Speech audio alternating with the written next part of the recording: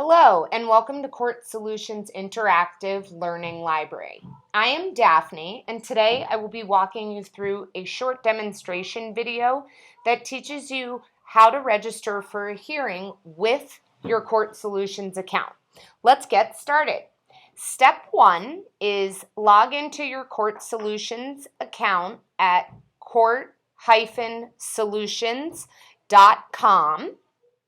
Step 2. On the left side of the screen, it says Hearings Today, and it will list your current reservations and scheduled appearances. As you can see, I don't have any scheduled for today.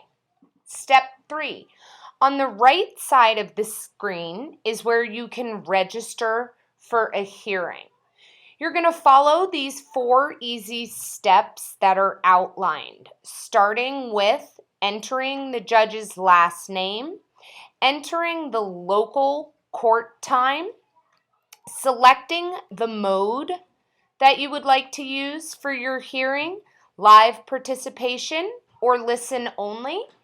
And step 4 is case number, case name, your client, and agreeing to the terms and conditions.